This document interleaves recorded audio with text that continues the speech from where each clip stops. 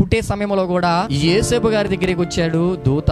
వచ్చి ఏమని చెప్పిందో, ఏమని జ్ఞాపకం చేస్తుందో చూడండి. మత్తయి సువార్త 1వ అధ్యాయము 22-23 వచనాలు చదవండి. ఇదిగో కన్యక గర్భవతి అయి కుమారుని కనును, ఆయనకు ఇమ్మానుయేలు అను పేరు పెట్టుదురు అని ప్రభువు తన ప్రవక్త ద్వారా పలికిన మాట నెరవేరునట్లు ఇదంతయు జరిగిను అంటున్నాడు. చూడండి, యేసు క్రీస్తు వారి జననాన్ని గురించి మాట్లాడుతున్నాడు. 18వ వచనం నుంచి చదువుకుంటూ వెళ్తే యేసు క్రీస్తు జనన విధానం ఎట్లనగా అని మొదలెట్టాడు.